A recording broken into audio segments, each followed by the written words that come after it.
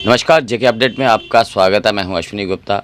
दोस्तों, जिस प्रकार से जम्मू खित्ते में लगातार आतंकवादी घटनाएं हो रही हैं, उसी को लेकर आज हम बात करेंगे हिंदू नेता शिवसेना हिंदुस्तान के जम्मू कश्मीर के अध्यक्ष पंडित रजनीश केसरी से। केसरी साहब, ये बताएं कि जो जम्मू खित्ते में लगातार आतंकवादी घटनाएं बढ़ रही हैं, उसे लेकर आप क्या समझते हैं कि क्यों ऐसा क्यों हो रहा है?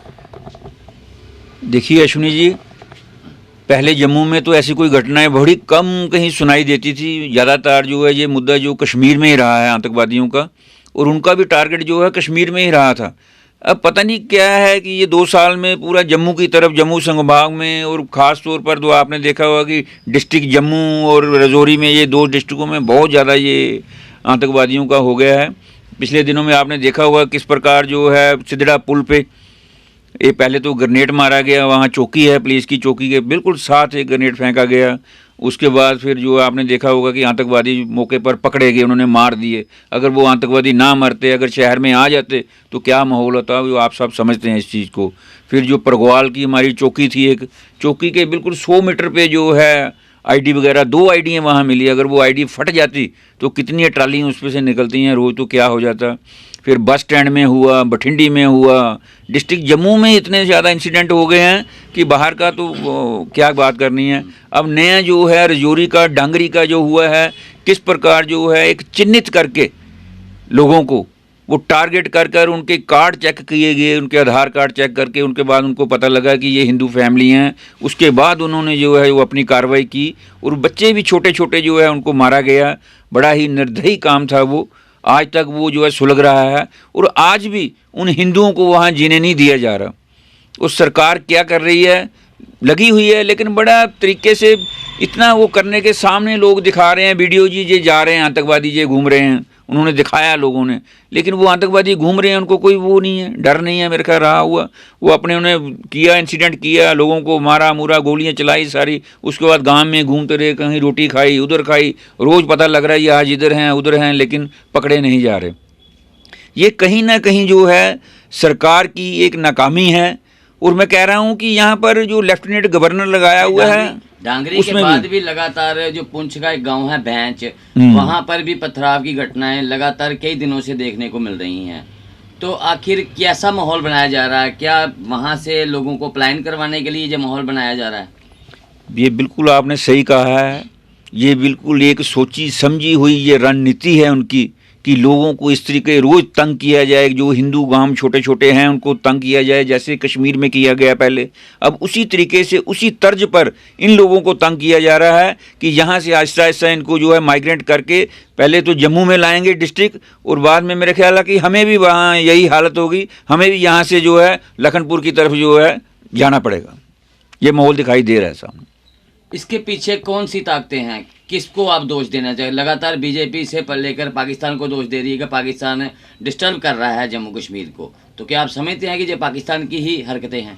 नहीं, पाकिस्तान तो इसमें इन्वॉल्व है ही है, लेकिन पाकिस्तान के साथ साथ हमारे यहाँ पर जो लोकल हैं लोग, वो भी लोकल लोग जो है उनका साथ दे रहे हैं। अगर हमारे लोग साथ ना दें तो उनकी क्या हिम्मत है पाकिस्तान की यहाँ आकर कुछ कर जाएं। हमारे लोकल जो लोग हैं, लोकल जो मुसलमान हैं उधर, सारे नहीं कह सकते हम, लेकिन कुछ लोग ऐसे गंदे हैं जो उनको साथ देते हैं। उन्हीं के साथ की वजह से जैसे अब आपने देखा होगा कि जो आतंकवादियों के सपोर्टर होते हैं वो सीधा तौर पर तो नहीं होते। अब उनका नाम रखा हुआ है आर्मी ने हाइब्रिड आतंकवादी। वो बिल्कुल सही नाम रखा हुआ है कि ये हाइब्रिड ही हैं, ये इंसान है ही नहीं, ये ब्रीड ही है, किसी से गंदी ब्रीड आई हुई है। ये वो ब्रीड ही तंग कर रही है। वो लोग यहाँ पर आकर के जो बसे हुए हैं, कुछ पाकिस्तान के लोग भी बिना परमिट के यहाँ पहुँचे हुए हैं, बिना जो उसके, वो भी आके रह रहे हैं। वो भी आइडेंटिफाई होना चाहिए सारा, और पूरा देखना चाहिए कि कहाँ कहाँ से दुनिया आ रही है और कितने रोंगिए क्या क्या हैं यहाँ पर। आपने देखा होगा नरवाल में, ये सब कोई गिनती थोड़ी है इनकी। जैसे पहले सरकारों में चल रहा था, आज भी हम देख रहे हैं कि वैसा ही चल रहा है। जो पहली सरकारें थी वो तो आपने देखा ही होगा कि वो माउंटेन सरकारें थी। मैं सीधा बोलूँगा कि मुसलमान जो है हमारे यहाँ से ज़्यादा हैं, हिंदू जो है JNK में मिनॉरिटी में हैं। उन लोगों ने हमें पीछे दबा कर रखा 70 साल। आपने देखा होगा इतने इतने लश्कर लेके चलते हैं, इतने इतने उनके पास। हमारे हिंदू लीडरों को, कई लीडरों को मार दिया गया, बाहर पंजाब में भी, यहाँ भी। और आज तक जो है सिक्योरिटियाँ, जो आपने देखा होगा, सिक्योरिटियाँ भी सब इन्हों को दी जाती हैं। इनके बच्चों को भी जो है 1-4 की गार्ड दे के, बड़ी बड़ी सिक्योरिटियाँ दे के, और हिंदू लीडरों का मेरे ख्याल कोई पीछे बालीवार से रहा ही नहीं हुआ। वो ऐसे समझते हैं कि कोई गल नहीं, 2-4 मर जाएंगे तो क्या है, आगे भी मर गए, 2-4 और मर जाएंगे। हिंदू लीडरों की कोई यहाँ पर सुनाई नहीं है, कोई सिक्योरिटियाँ नहीं हैं। सिक्योरिटियाँ खाली जो हैं, जो राजनीति पार्टियाँ 1-2 बस उनके घरों में, और उनके बच्चों को तक, बीवियों को, सबको सिक्योरिटियाँ हैं। लेकिन जो राजनीतिक हमारे लोग हैं, सिर्फ उन्हीं को। जो धार्मिक हमारी संस्थाएं हैं, जैसे बजरंग दल है, BHP है, शिवसेना है हमारी, और भी कई, बजरंग दल है, राम सेना है, कई हमारी धार्मिक ऐसे कई हैं। लेकिन उनको मैंने देखा कि किसी को सिक्योरिटी देने की इन लोगों को, गवर्नमेंट को कोई ज़रूरत नहीं है। कीड़े मकोड़ों की तरह हमें समझा हुआ है। हम देशभक्त हैं, हम हमेशा सेना के साथ रहते हैं, पुलिस के साथ रहते हैं, हमेशा इनके कंधे के साथ कंधा लगाकर हर जगह हम जाते हैं। श्रीनगर में, रजौरी में, यहाँ भी हम, यहाँ बयान देने की ज़रूरत पड़ती है, हम आतंकवाद के ख़िलाफ़ बयान देते हैं। लेकिन हमारी सिक्योरिटी का कभी ये ध्यान नहीं रखते। केवल सिक्योरिटी मिलेगी तो राजनीतिक जो है पार्टियाँ अपना राजनीतिक लूच सेकते हैं। ये आपने देखा होगा, जो भी राजनीतिक पार्टी, मैं किसी एक पार्टी के लिए नहीं कह रहा, जो भी पार्टी आती, पहले वाले थे वो भी अपने लश्कर लेके घूमते थे, जो अब भी आए हुए हैं उनको भी उन्होंने तो दुख देखा है। जो अब बैठे हुए हैं राजनीति में, इन्होंने ये कष्ट देखे हुए हैं सारे। लेकिन ये कष्ट देखते हुए भी, सब कुछ समझते हुए भी, आज भी हमारी ये मदद नहीं करते हैं। ये लोग आज भी अपनी तरफ लगे रहते हैं। बस एक पार्टी की, मैं कहता हूँ कि कहीं किसी को ज़रूरत पड़ जाए, हिंदू को, कई जगह हम देखते हैं कि लड़ाइयाँ चल रही हैं, कहीं मस्जिद की लड़ाई, कहीं गुरुद्वारे की, कहीं लड़ाइयाँ चल रही हैं, लेकिन कोई मदद के लिए आगे तैयार नहीं आता। तब शिवसेना और बजरंग दल ही जाएगा वहाँ पर, ये लोग आगे कभी नहीं होंगे। क्या आप समझते हैं कि किसी भी पार्टी को जो है वो सांप्रदायिक आधार पर एक समुदाय के साथ चलना चाहिए? क्योंकि राजनीतिक पार्टियों का तो सभी समुदायों को साथ लेके चलने का एक एजेंडा रहता है। लेकिन आप कह रहे हैं कि बीजेपी ने हिंदुओं को इग्नोर किया है, जबकि बीजेपी का यही कहना है कि वो हिंदुओं के साथ है। नहीं, हम ये नहीं कह रहे कि राजनीतिक तौर पर उनको सबके साथ लेकर चलना चाहिए। लेकिन यही लोग कहते हैं कि राम को लेकर यही तो बोलते हैं। राम मंदिर के लिए इन्होंने एजिटेशनें की, यहाँ पर मंडल कमीशन था इन्होंने की, अब जो संघर्ष समिति का था तो इन्होंने किया। यही लोग तो कर रहे थे। यहाँ मुझे बताओ कभी NC ने किया होगा ये आंदोलन, जहाँ कांग्रेस ने कभी ये आंदोलन किया होगा, हिंदू आंदोलन? हिंदू आंदोलन तो सब बीजेपी ही करती है, और हम इन्हीं को कहेंगे। इनको क्यों नहीं कहेंगे? हमने वोट भी इनको डाला, हम झूठ नहीं बोलते हैं। हमारे परिवारों ने, पिछले पीढ़ियों ने इनको वोट डाला, लेकिन इन्होंने हमारे लिए क्या सोचा? इन्होंने आज तक हमारे लिए क्या किया? कोई काम किया इन्होंने कितने हिंदुओं को अब सिक्योरिटी दी? मैं इनसे पूछना चाहता हूँ बीजेपी से भी, कि आज ये बैठे हुए हैं अपने इधर आकर। अगर वो पहले थे तो पहले वो कहते थे कि वो कसूरदार हैं, तो आज कसूरदार कौन है? आज कसूरदार बताएं, ये कसूरदार हैं या नहीं हैं? अगर लेफ्टिनेंट गवर्नर इन्होंने बनाया, वो भी एक राजनीतिक बंदा यहाँ पर बिठा दिया अपना, जो मिनिस्टर रह चुका है। क्यों यहाँ पर क्यों नहीं बेल्ट फोर्स का कोई इधर गवर्नर बनाते? आज कोई बेल्ट फोर्स का गवर्नर इधर बनाए, आप देखना ये 15 दिन में ये सारा आतंकवाद खत्म हो जाएगा। मैं गारंटी से लिख के देता हूँ। ये अगर आतंकवाद है तो ये राजनीति की जड़ है। आज गवर्नर को उठाएं, आज गवर्नर जो है लेके आए, कोई रिटायर हुआ जनरल आज आ जाए, 15 दिन में नहीं आएगा तो मैं अपनी दाढ़ी मूछ दूंगा सारी।